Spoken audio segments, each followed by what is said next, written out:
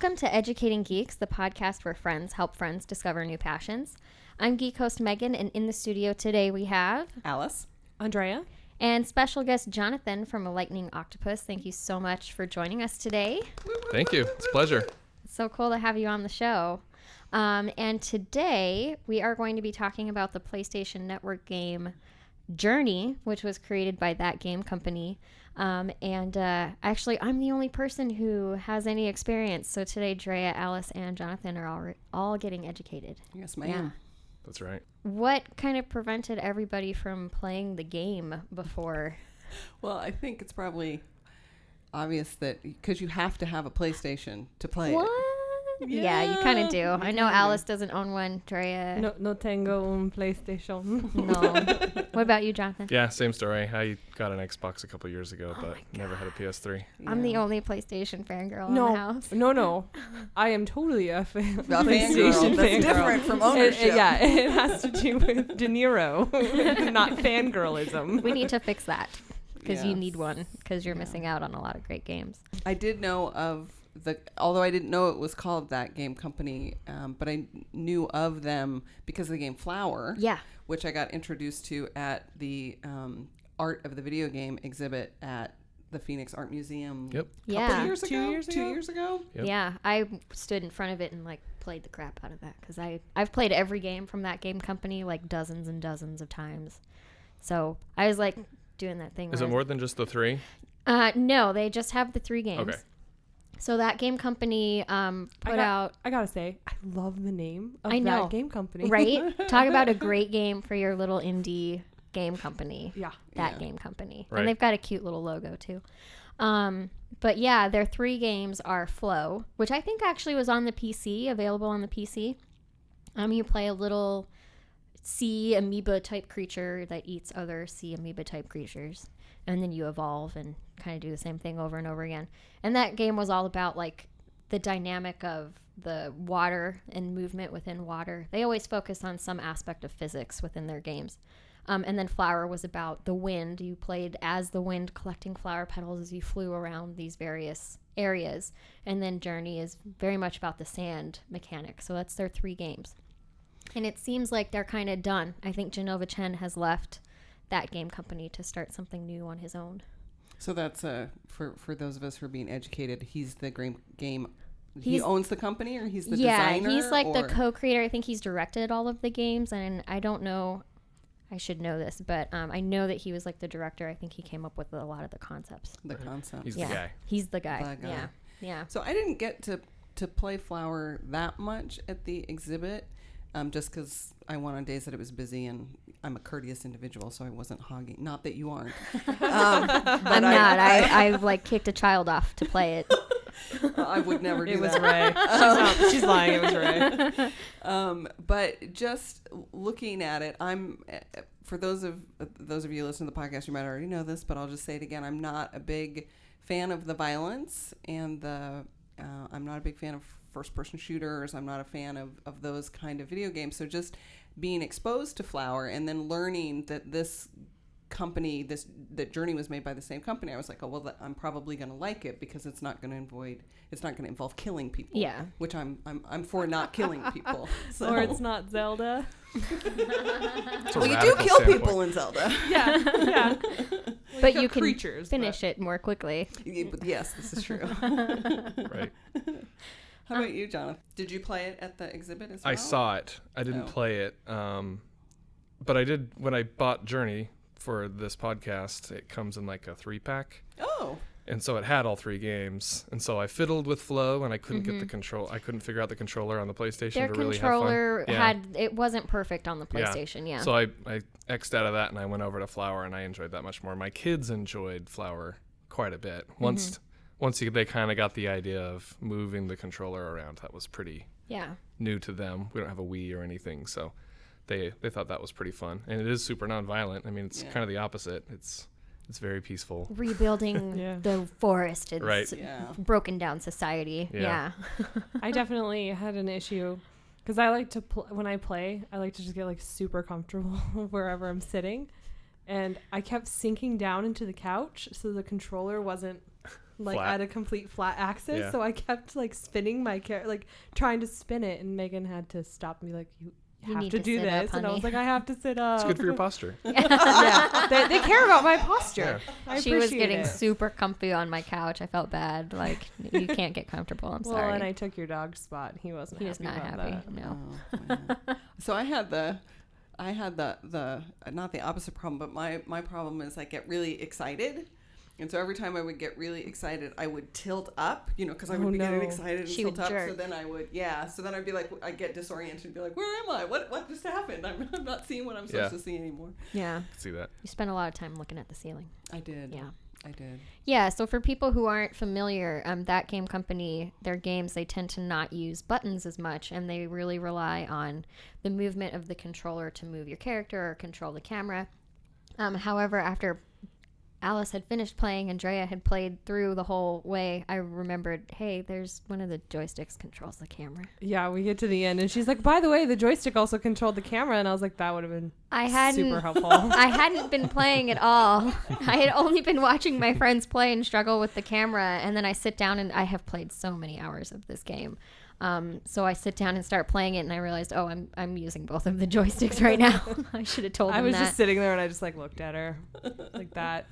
Well, one of the things I like, one of the conceptual things I like about the game is that if you're totally playing by yourself with no coaches, you really are kind of just left to figure it out. There's not a lot of overt help. There is help, but there's not a lot of overt help, which conceptually, again, for me, I think is a really interesting idea. Well, and I think one of the things that you guys didn't experience, I don't know about you, Jonathan, because I wasn't watching you play, but I think that one of the things is really unique to this game is that overt showing you how to play the game actually happens with the other players in the game the more you play it. I did experience that, yeah. So, I think I've played, I can't tell you how many times I've played all the way through the game, but my first full arc all the way through it, I know I must have played it 5 or 6 times in a row. And after the first or second time, you run into another player who's been through it many times and knows where things are and can show you secrets within the game. And to me, that is one of the most unique things about the game, and what really made me fall in love with it was, this person that I don't know somewhere in the world knows the secret within this game and literally brought me to it and showed it to me. And it was really... It's always fun. You go on a little adventure with a stranger and have this very nice little connection with them. How many other players did you guys run into? How many did you play through more than once, Jonathan? I did, and I just played through it the one time. How many people did you run into? And I didn't get through the credits to where it shows you. Yeah, I didn't know that was going to happen. I went through this pretty blank slate. Darn. Yeah. Which is kind of a segue to a point that you were making earlier about starting out with very little direction. Yeah. I've never experienced a game that was so tabula rasa when you hit start to play the game. I mean, you are nobody, literally nowhere. Literally. Yeah. You're nobody nowhere, and it tells you to move your controller around if you want to look around, but that's it. And you do that for maybe a half a second, and you see the mountain. Yeah. And it immediately instills in you what you need to do next. And I just thought that was kind of an interesting experience, because the first thought I had as you realize that you have control of your guy is, where do I go? Yeah. Not necessarily what do I do, who do I talk to? It's where do I go, which is kind of like a theme through the whole game, which I thought was really fun. I like that. I call this game I Want to Go to There. Yeah. There was no stereotypical fantasy intro where you've got some breathy British accented woman sort of giving you the history of the last 1,000 years and all that stuff. The curtains open and you start playing. It's pretty fun. Yeah, and the more if you guys want to go back and play, I really recommend playing through it at least a couple more times, because there's so much to discover in the world, and having that experience of playing with another player is really unique and really special, I think, in this game. So I ran into, I think it was maybe 8 to 10 people. Yeah. So I found it, because you know what to do when you don't know what to do, which I think is really fascinating, that you have no means of communication other than, beeping your sign over your head and making light, or dancing around through movement. And a lot of the people I ended up meeting, I only had a very short period of time with because they would sit down in the sand, which I learned meant that they had paused the game to go have dinner or go to the bathroom or whatever. But there were a couple people who I experienced just what Megan described, where in the really beautiful area where you're going up, you're like inside a tunnel and there are the clouds and you have to bounce up above the cloud to get to the next level and turn on another light and then you just keep moving up. I would not have gotten through that level as quickly as I did if somebody with a really long scarf and a fancy outfit hadn't sort of been doing it. They weren't really paying much attention to me, frankly. But they were just leveling. They were just doing it. They were just doing it. And so I was just sort of following along. But I would have enjoyed having somebody sort of partner with me a little bit more. I did have one adventure in the one where you get hit by the snake dragon things. Yeah.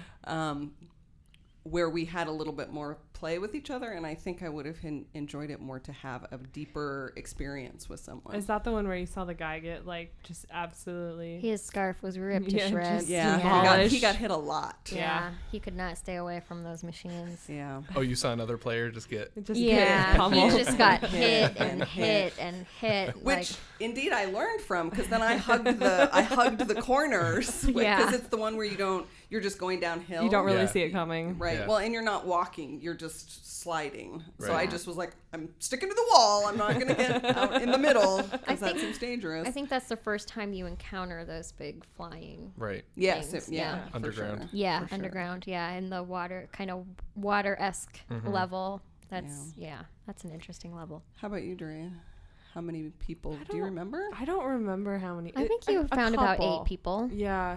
It wasn't a ton. I think you saw fewer people than Alice did. Yeah, I definitely did have someone help me on the same level that Alice was referring to, with the big temple in the middle and the lights. And that part I struggled with a lot. That's a really good level to go through with a guide, to have somebody that's played it before, because there are a lot of secret things. Like, I played through it after Andrea was done to show her some of the stuff.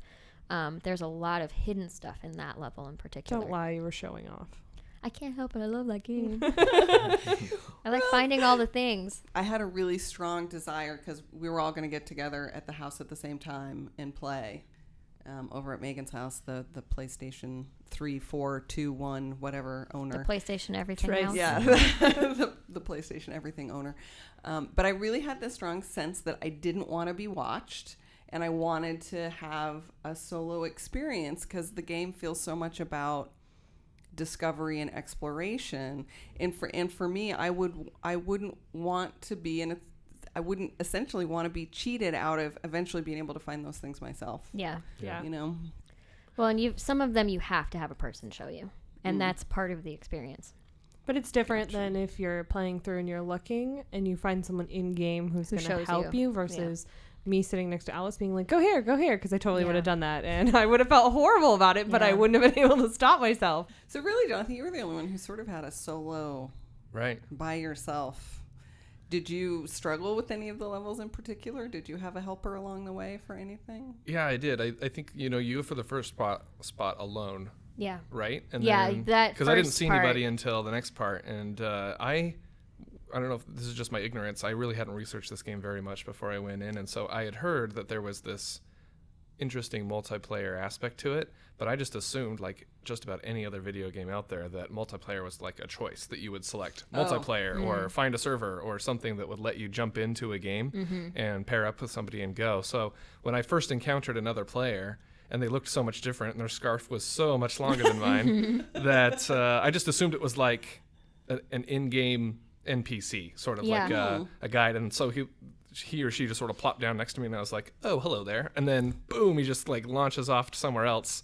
And I was like, I guess he's showing me where to go. So I followed him around, and it was kind of interesting though, because once I kind of figured out that this was a person, it was kind of cool to feel like this sounds cheesy, but like how patient they were with like a first time player, because they were just like, they'd hop up to the next stop and then they'd like turn around and look at me almost, just like, come on buddy. Yeah, like, here boy. And so I'd be like, okay.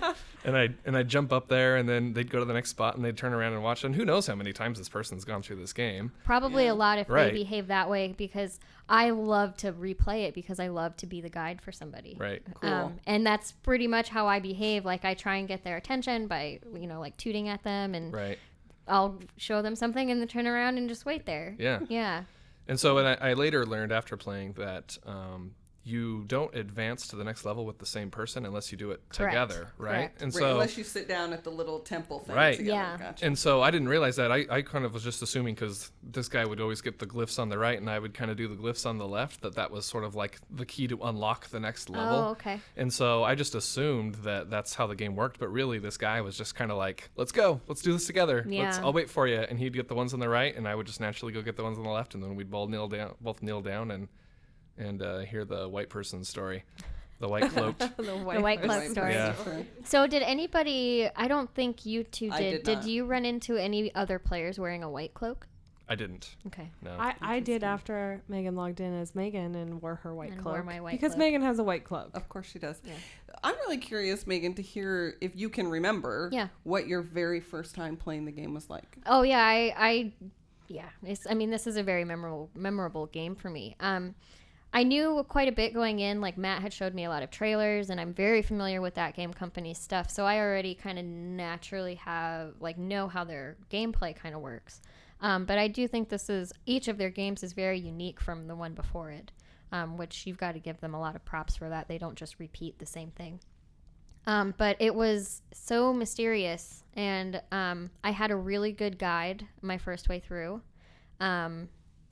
Actually, I think the very first time I went through, I didn't have a guide. I think they tend to pair you with people in a similar playthrough number as you. So because when you played through Alice and when you played through Drea, everybody had just like the one layer of embroidery on their cloaks. I had one with like you found one person that had quite a little bit more quite an elaborate. I was cloak. jealous. Yeah, right. I had cloak jealousy. Yeah, I think every once in a while you just get paired with somebody a little bit higher than you, but I think, I don't know how that algorithm works, but when I played through as my white cloak, every level I was running into another white cloak, and I was like, well, makes sense then. Yeah, so that was what led me to think that. But I played through the first time and it was so mysterious, and I really enjoyed it and had a really great experience climbing up the mountain at the end with another noob. And I immediately just played through it again. I think I played through it like 3 times the first time I played. I just sat down and didn't get up. And really what made the game for me was finding a really good guide and one of those early playthroughs that just really was patient with me and showed me things and basically taught me how to play the game. Somebody that I couldn't even like communicate with in English, which I think that's just one of the things I love about it. Yeah, just tooting, whistling and tooting. Not farting. Do you guys realize that every time you make a sound, it's in harmony with the soundtrack at that moment? I did not. Yeah. Oh man, now I have to play it again. Right? Yeah, I didn't realize that. I didn't realize it until really towards the end. Wow, you got a good ear. Speaking of the soundtrack, great. It was fantastic. Yeah, that is one of the best soundtracks of any video game I've ever played. It really was really good. And I like how the progression of the game and the progression of your journey kind of tied into the music. You start out, it's really kind of lively and fun and peaceful, and as you go through and you get more into I don't want to say darker parts of the game, but it's the best. It's the darker parts of the game. It's like the best. Is the best description. It's literally darker. Yes, that's true. And metaphorically. The music gets more intense and a little more gritty, and so it was interesting that we are so pre-programmed to understand how a progression of a game works that things like we automatically all knew to go to the mountain. Yeah. That's just what you do. You see that and you're like, oh, that's where I go. Well, but they used a lot of very cinematic techniques in the game, like that opening shot of your little dude just standing on a hill with this giant mountain in the distance. Like, how do you not just be like, I'm going there? Plus, the name of the game is Journey. Yeah, you've got that. That's literally the title screen. Is you're a little person in front of this giant mountain, and it says Journey. Like, right which I like. I like that they're like, okay, you can figure this out, buddy. Yeah, like, that's not what I noticed. No. So what I noticed was the tiny little thing that looked like a tombstone Yeah. on the very tiny little hill directly in front of me. Got it. I did not immediately You didn't look think, at the mountain. Well, I didn't immediately think, obviously, again. Yeah. But even when you get to the top of that little hill, it forces you to, the game kind of takes over and makes you look at the mountain. And it's not a completely open world, right? No. So they do guide you through each level, and they do give you clues by bumping into places where you can't go and things that you can't do to help you figure out ultimately even what in that task opening is area gonna be. you have to go towards the mountain. Exactly. If you try to do otherwise, because I just do that, I was like curious how far away I could run from the mountain, and the wind just blows you right back. Which I like. And I remember in the film Indie Game, I want to say that's right, they were talking to the creators of Super Meat Boy. Super Meat Boy, Braid, and well, no, they Fez. were just, in this case, they were just talking to the Super Meat Boy guys, and they talked about how when you're designing a game, you have to, especially if it's a level game, if you're leveling, you have to give your players skill along the way, because if you make the game so hard on the first level, nobody likes to be that frustrated. So you have to design the game so you give them a skill, and they have to show mastery of that skill before you move them on to level 2, and then they learn a new skill and they have to show mastery. And I just really never thought of it that way. And playing through this game, I really felt like they do it in this really gentle way. Yeah, this is a very gentle game. Right. Yeah. Of course, and I honestly didn't think that I could get hurt, which must happen to a lot of people when they get to the floaty guys who can hurt you, because you're just like, oh, it can't hurt me, bam, and knocks you back 20 feet, whatever. I think right before I got to that point too, I was like, Megan, can I die in this game? And she just kind of looks at me and doesn't say anything. And then I walk out and the stupid dragon guy eats part of my scarf, and I was like, thanks, Megan. Thanks. But you don't die, right? No, you can't die in the game. Yeah. The flying dragons can't.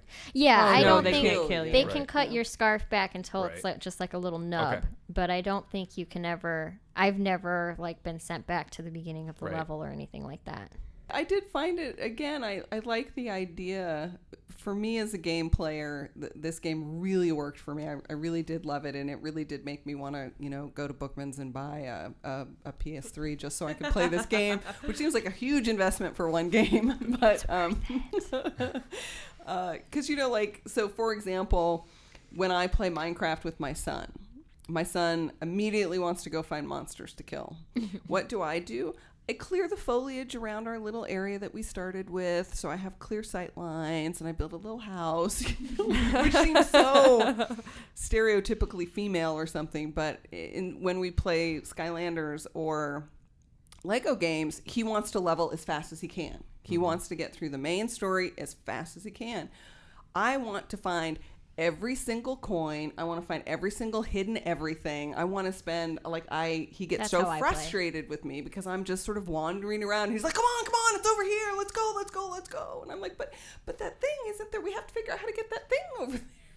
So this game was really appealing to me because you can just walk around and you can take forever figuring stuff out. And I didn't feel any drive except that I knew I had to, or I wanted to play through it before we did the podcast. I didn't really feel any pressure to, have goal achievement. Yeah. I guess would be the way to say it. It reminded me a little bit of I want to say 90s. It could even be earlier in that game called Myst. I've played all the Myst games. Yeah, it reminded me a little bit of that in the sense of you don't really have a clear-cut directive. You didn't have the beginning intro with this big story, and it's very much so just kind of figure it out as you go, which usually isn't my cup of tea. I usually want a beginning, a middle, and end, because I feel like I get the connection to those games because they're puzzlers. I've actually never played the Myst games. Have you, Jonathan? No. So they're puzzle games again, where I found them very difficult. Yeah, they are very difficult. They're straight up impossible cryptology. Yeah, they're super hard. Hard. No wonder puzzles. Matt likes those. But it's a very ephemeral world. Mm-hmm. You do spend a lot of time looking through things, but I do feel like there's more of a really strong storyline that you're following, and there are NPCs that you end up interacting with along the way. So for me, there are those those differences. Like I did feel like there was a goal and I had to reach it. Whereas in this game, I knew there was a goal, but I didn't feel compelled to complete it. Right. It reminded me of it because I never got super far into them because Myst was really, really fucking hard. Well, and I've heard, aren't those fairly long too? Yeah. They are. Yeah. Yeah. That is the nice thing because this game is so short. It does have that beginning, middle, and end. Mm-hmm. And you can get through it actually really quickly, or you can take, some extra time to go through it. Yeah, listening to you guys, I think I probably was on the blasting through version of it. I don't know if I realized that there were like hidden things that you could go around and find. I was kind of probably just tailing this other person quite a bit. Yeah.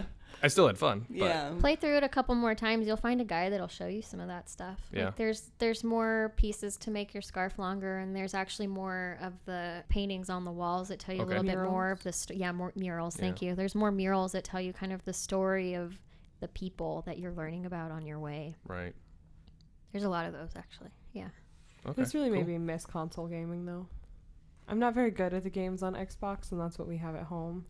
I don't like to be in a game where I'm seeing. I don't even know you how like to to say see it. your character. You don't like to be your character. You don't like first person perspective. I don't like first person perspective. Mm-hmm. I want that physical. I want that visual knowledge that I am not me. Yeah. That you have an avatar. Yeah. Yes, I'm the same way. And one of the things I really love about my console, and I know there are a lot of indie games on the Xbox, but a lot of what I play on my PlayStation and have always played on my PlayStation are the PlayStation Network games from the indie distributors. So I played lots of stuff from that game company. Well, the 3 games from that game company, and then another one of my favorite studios is called Pixel Junk, and they've put out several games, and I love Pixel Junk games. And Matt and I have sunk many hours into those. And it's console. I think it's some of the most inventive stuff that's happening in console gaming. And it's I think the it indie needs, stuff. Yeah, it's that indie stuff. And it's like a $10 game that I've sunk like 100 hours into.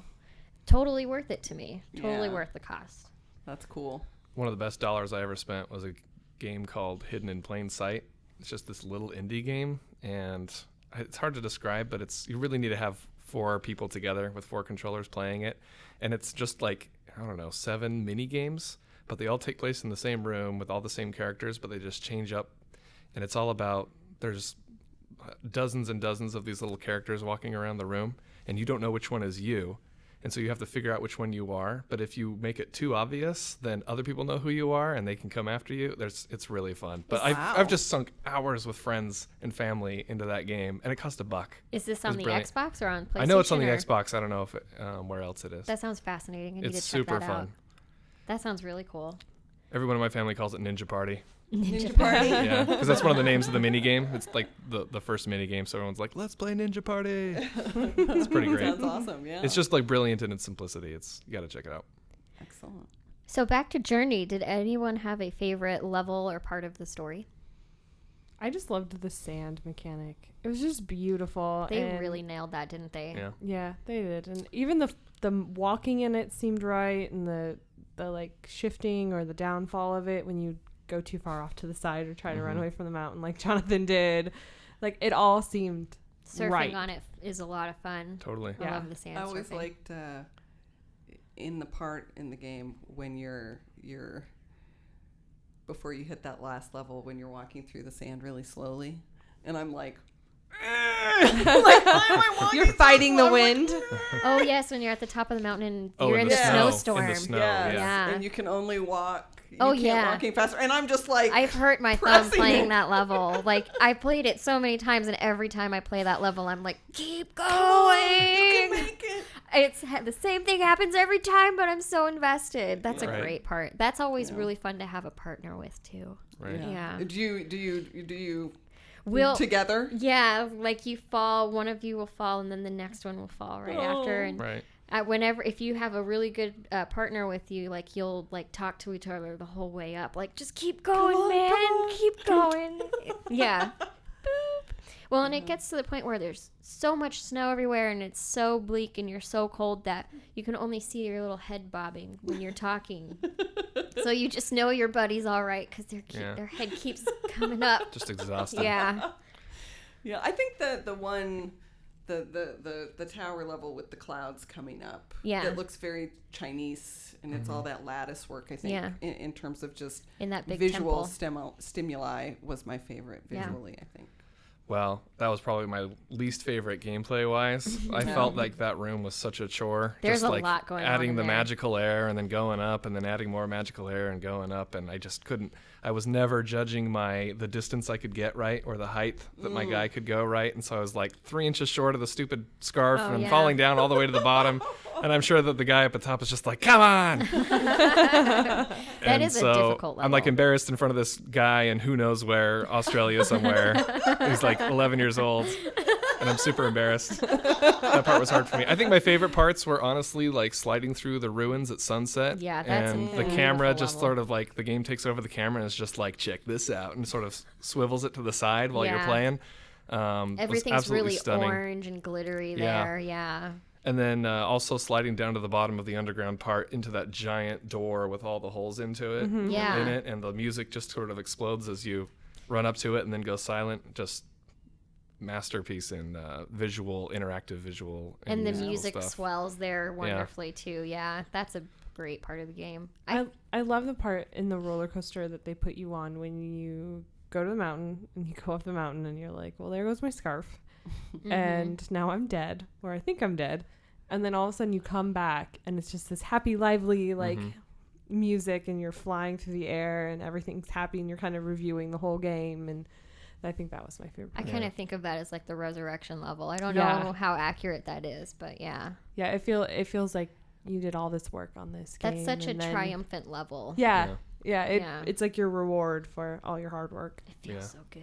Well, it's such a you think of like the tried and true story arc, and you have this moment of like where all is lost, right? Yeah. Like all is lost. It's just like right before the climax or during the climax, there has to be this all is lost moment, and the game just like nails that with really this. do. You just slowly fall down in the snow, and you can't go any further.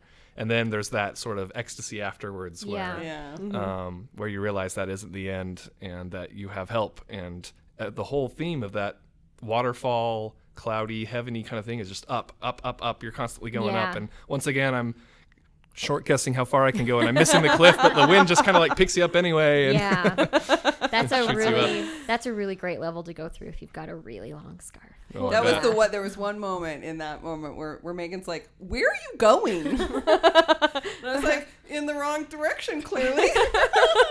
It's so funny because Drea got turned around in the exact same place that you did. High five. No, and I think for a first time game first time through, that. And you fall down in the snow, you feel so like, oh my god, I screwed up. I turned to Megan and went like, oh my god, I think I'm dead. Yeah, you have this like moment, and then when you come alive again and you have that like triumph, you're like, oh wait a second, I'm okay. We got this. And I love that. I think I put it in my notes for the show. Like, one of the things I love about this game is something I've never seen in any other game, where they basically have you walk for long stretches, sometimes in silence. Like in the end, when you're going up in the snow, all you hear is just the wind. Yeah. There's no music, and you're walking. And there's probably stretches in this game where you're just walking through a canyon or through a hallway or in the desert or up a mountain for like 3 minutes, which in video game terms is it's a long time. But it kind of brings in this sort of, it emphasizes the journey. It kind of gives you room to breathe and kind of like, maybe go over and bump up against the other character, and kind of has these quiet moments that just make it feel so real, and that you really did invest in something. Even if it's just these little chunks of time, you feel like you really did go a long way. Yeah. Even though it's just like an hour and a half, 2-hour game, you feel like you've really, like you said, you're pushing that controller at the end. Like you kind of get into it and not a lot of games do that. It's a short game, but those kinds of things make it feel like you've traveled just such a vast distance in a short period of time. It feels like a much longer game than it is because of that. Like, I was shocked how quickly Alice got through it, because I don't think I've ever actually timed myself through. And I was like, I didn't even realize it was only like a 3-hour game. I think my playthrough is probably the longest of everybody. So it's not surprising.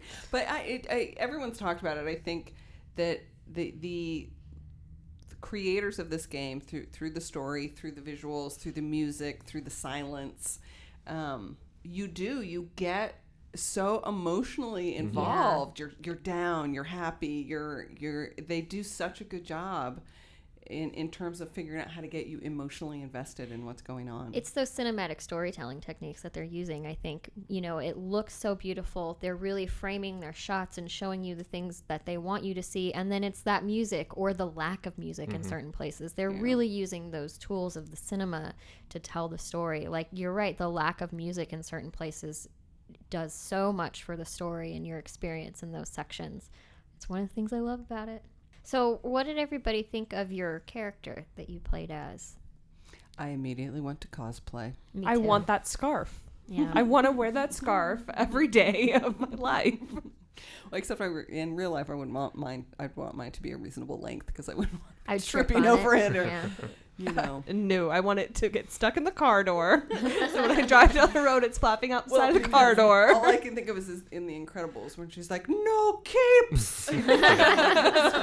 But I've seen the last 2 years at Phoenix Comic Con, I've seen one person cosplaying Journey, and both of them have been incredibly good. Yeah. And it makes me really jealous. But yeah, I'd love to cosplay as this. I immediately went to cosplay. All of the things I think we've mentioned before, they're so clever in that there's enough humanness that you really relate. But there's, like there are no hands, for example. No facial expressions. No facial expressions that make it not human enough as well to sort of have that add to the experience. I really can't find very much to fault this game on. So totally, I'm a fanboy of the game. It's great. There's not much to the characters, right? Like they're pretty blank slate.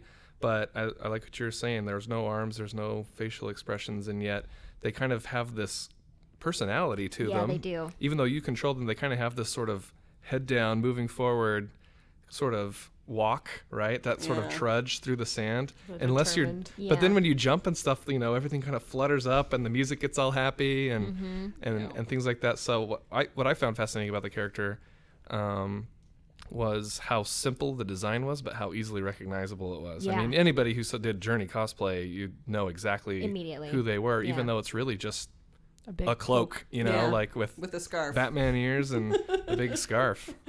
Yeah. Well, and I think the other really interesting thing is how much of the player's personality can actually come through such a simple little character, because you can see everyone's different style of gameplay, as the people that you meet, the way that you chitter chatter with each other can really tell you they can be very expressive, and you can kind of get to know the person on the other end of the controller a little bit. With such a blank slate character and such a simple character, and I really love that. The overall story behind the game was very interesting, because I find that a lot of games they either have absolutely no like political or socio commentary at all, or there's just like an overabundance of it, and you're a little distracted by the sheer amount of it. I can't really think of a good example of that one, but I think it was interesting how the story plays out, and I very much so. I mean, I think it's open to interpretation. But for me, it played out that there was this wonderful society. They have this peace and this amazing just world that we've all expressed a great appreciation for. And somehow they ended up going to war together, or just destroying each other, or they got greedy or whatever. And you get to the end where you're supposed to be like the redeeming factor for this world, and you're supposed to come through it, and you dying kind of had to be the way of them learning that what they were doing was wrong, and then you kind of got back to that happy euphoria again. So I thought that was a really interesting story arc to have, but it didn't come through preachy. It didn't come through overwhelming or negative, but it was a very simple storyline that could be kind of interpreted however you wanted to take it. But I really enjoyed the simplicity of just everything in general, including that very basic plot line. Totally. The plot line that was unimportant to me, the overall story. Yeah, Alice was just ready to play. I just wanted to walk around in the sand and look at stuff and cruise around. I think that's the way I was the first many times that I played through it. I just wanted to enjoy the game itself, but the more times that I've played it, the more I feel like I understand the story that the tall white cloaks are telling you. But it is presented very matter-of-factly. Like, they had this magic. They built a society based on it. They went to war with one another, and they killed each other. And now your tiny little person is the only thing that's left. And I just love that it's just very matter-of-fact. It's not preachy. But you're also kind of discovering this world, and just you're able to just enjoy it, or you can focus on that story if you want to. Yeah, that's true. And I don't know if I really picked it up on it until now, but it kind of implies that they went to war, right? Yeah. But then I don't know if they really imply it, but you can kind of assume that maybe they created those engines of war, those flying things. Yeah. And those are all that's left. It's like when you create all this stuff, well, that's all you get, when you go that far. And you have to, you individually get through all of that and get above it before you can kind of transcend. Exactly. You have to kind of learn something from it, or at least experience it kind of secondhand. Yeah, if you guys play through it again, I think you'll see that more. There's one of the little sections where you see two of them pulling away from each other, and they break a scarf that was between the two of them, and then you start seeing the blue creatures, and they're pointing them at each other, and they're clearly fighting. There's two sides that are going against one another, but they don't say what caused it or why exactly they continued fighting, just that it happened and that everybody died, which it's the truth of their world, which I kind of liked. That they just kind of put it out there. Did this make do you guys want to play through more times? I keep telling you to, but do you want to? And would you want to check out other games from That Game Company? You guys have checked out other games from That Game Company. Yeah. Well, I would like to, like I said, at the Art of the Video Game exhibit, I didn't get to play Flower that much, and I always want to call it Flowers, but it's just Flower. Is it Journeys? Just get one flower. I know, just one flower. But I would like to play more, and as I said earlier, I mean, I literally was like, I wonder how much a used PlayStation 3 would cost me. Go to Bookman's. Yes, exactly.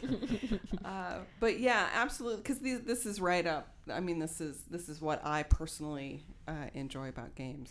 Well, and I think Ray would really enjoy a game like this. Yeah, I think it's a really accessible game. And see, I think Ray would get really frustrated with a game like this because it doesn't have enough direction for him. I mean, in my mind, if he thinks like I do, he almost needs a little more. I'd be interested to see him play it. Well, and because Ray, I think a lot of young people and adults, I shouldn't say just young people, but adults, gets very frustrated when he can't figure it out right away.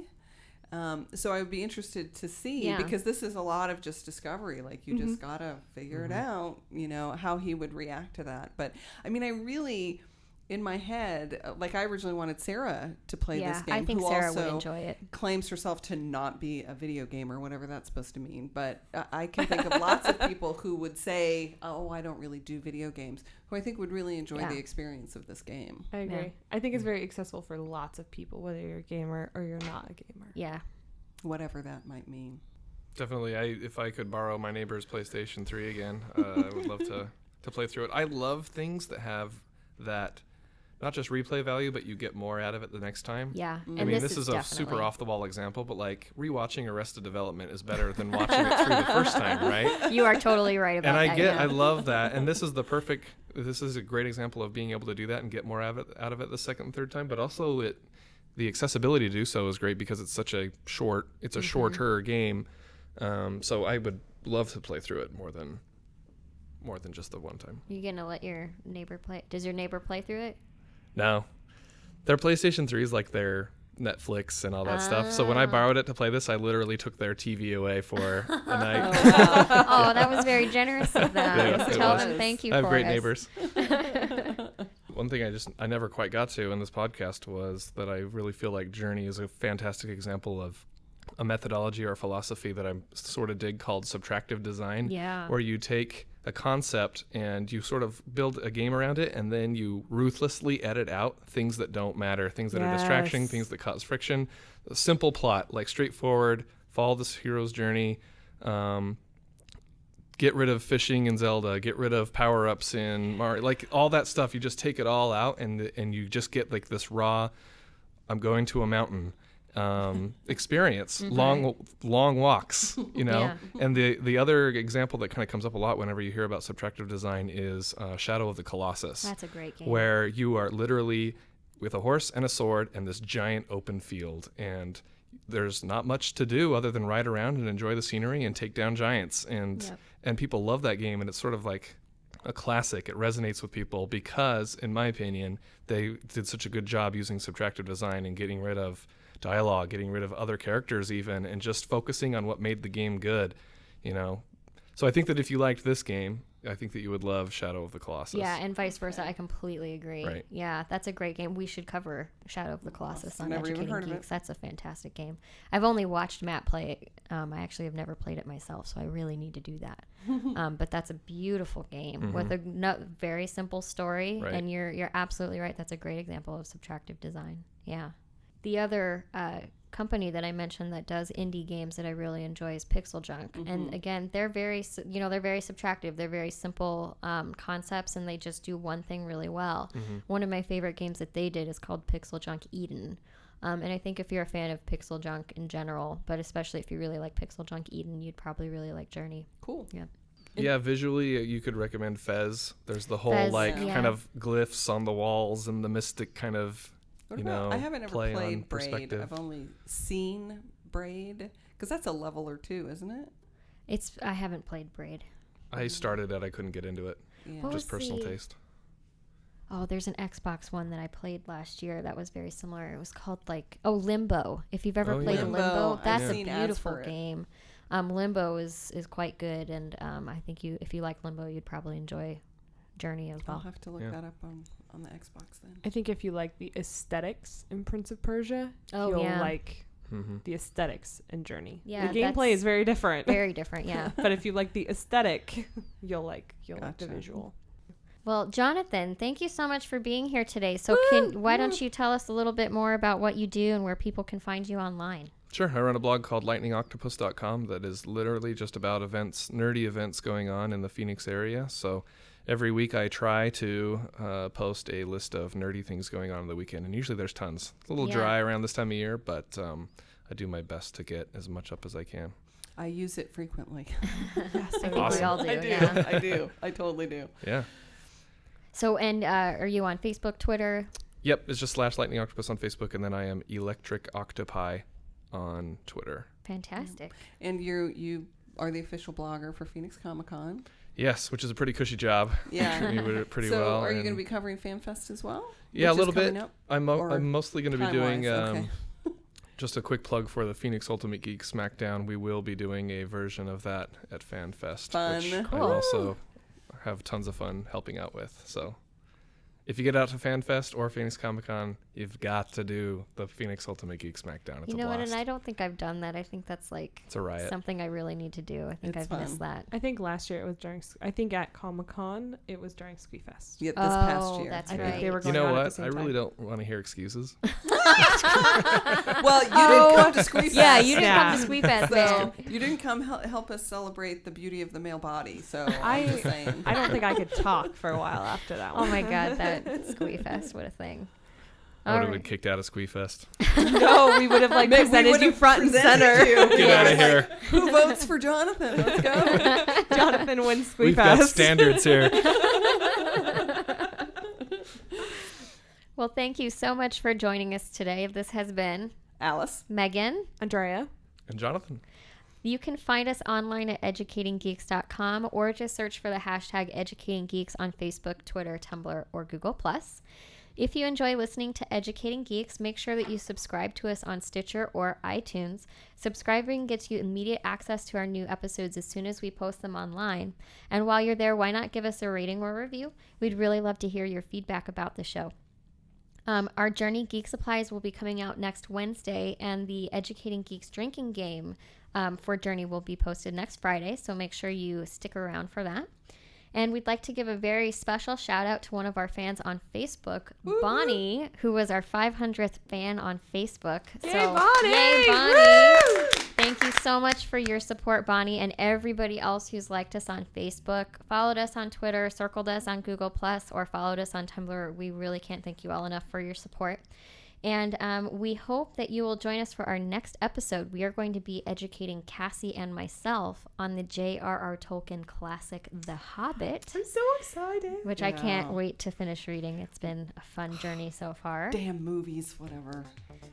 We'll get into that. Sorry. That's for a different podcast, Sorry. Alice. So thanks again for listening, and be sure to stick around for us